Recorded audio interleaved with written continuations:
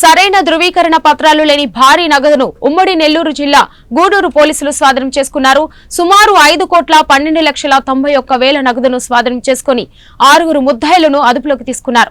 ఈ సందర్భంగా ఏర్పాటు చేసిన మీడియా సమావేశంలో డీఎస్పీ సూర్యనారాయణ రెడ్డి మాట్లాడుతూ విజయవాడ నుంచి చెన్నై వైపు ఆటోల్లో తరలిస్తుండగా అదుపులోకి తీసుకున్నామన్నారు.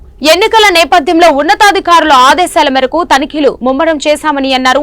పట్టుపడ్డ నగదుకు ఇన్కమ్ ట్యాక్స్ అధికారులకు అప్పగించడం జరిగిందని డీఎస్పీ వెల్లడించారు.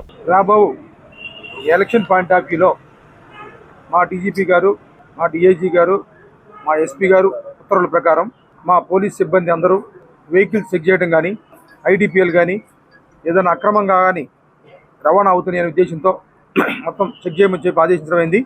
దాని ప్రకారము రేపల్లె మన గూడూరు రూరల్ సిఐ గారు, గూడూరు 1 టౌన్ సిఐ గారు, అలాగే ఎస్ఐలు చిల్లకూరు ఎస్ఐ గారు, గూడూరు రూరల్ ఎస్ఐ గారు వీరందరూ కూడా వెహికల్ చెక్ చేస్తూ ఉన్నారు.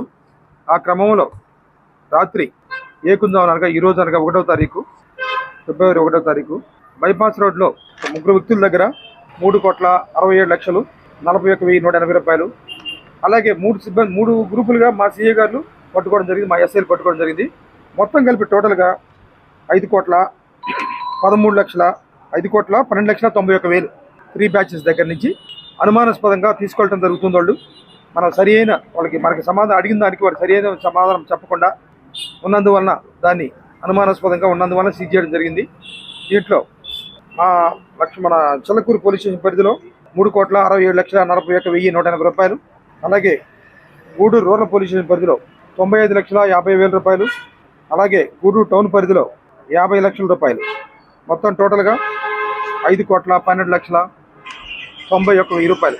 వీరు విజయవాడ నుంచి బయలుదేరి 3 బృందాలుగా డబ్బులు తీసుకొని వాళ్ళు చెన్నై వెళుతున్నట్టుగా చెప్పడం జరిగింది మనకి. దాని పాయింట్ ఆఫ్ వ్యూలో మన వాళ్ళ దగ్గర నుంచి ఎలాంటి రిసిప్ట్స్ కానీ, ఎలాంటి డాక్యుమెంట్స్ కానీ, మాకు ఏదైనా డిజిటల్ ఎవిడెన్స్ కానీ ప్రొడ్యూస్ చేయమని అడిగితే ఎలాంటి ఎవిడెన్స్ ప్రొడ్యూస్ చేయనందువలన మేము ఈ ఎలక్షన్ పాయింట్ ఆఫ్ వ్యూలో మేము చెక్ చేయడం జరుగుతుంది బాగా అని తెలిసేవారు.